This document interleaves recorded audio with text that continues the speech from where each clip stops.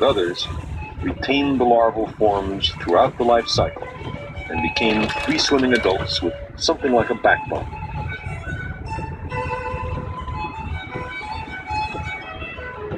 Our ancestors now, 500 million years ago, were jawless, filter-feeding fish, a little like lampreys. Gradually, those tiny fish evolved eyes and jaws. Fish then began to eat one another. If you could swim fast, you survived. If you had jaws to eat with, you could now use your gills to breathe the oxygen in the water. This is the way modern fish arose.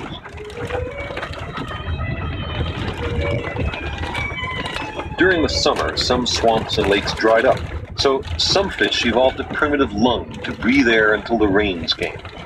Their brains were getting bigger. If the rains didn't come, it was handy to be able to pull yourself along to the next swamp. That was a very important adaptation. The first amphibians evolved, still with a fish-like tail. Amphibians, like fish, laid their eggs in water where they were easily eaten. But then a splendid new invention came along, a hard-shelled egg laid on the land where there were as yet no predators. Reptiles and turtles go back to those days. Many of the reptiles hatched on land never returned to the waters. Some became the dinosaurs. One line of dinosaurs developed feathers useful for short flights. Today, the only living descendants of the dinosaurs are the birds. The great dinosaurs evolved along another branch. Some were the largest flesh-eaters ever to walk the land. But 65 million years ago, they all mysteriously perished. Meanwhile, the forerunners of the dinosaurs were also evolving in a different direction. Small, scurrying creatures, with the young growing inside the mother's body.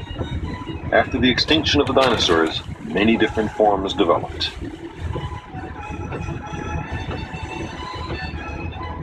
The young were very immature at birth. In the marsupials, the wombat, for example, and in the mammals.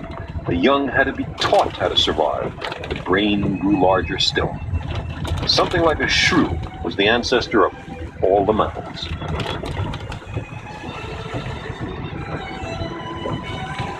One line took to the trees, developing dexterity, stereo vision, larger brains, and a curiosity about their environment. Some became baboons, but that's not the line to us.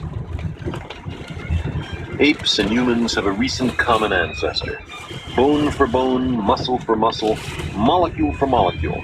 There are almost no important differences between apes and humans.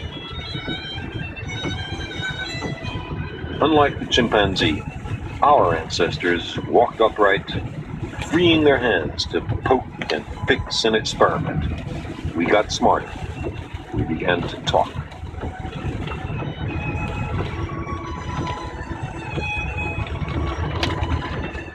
Many collateral branches of the human family became extinct in the last few million years. We, with our brains in our hands, are the survivors. There's an unbroken thread that stretches from those first cells to us. Let's look at it again, compressing 4 billion years of evolution into 40 seconds.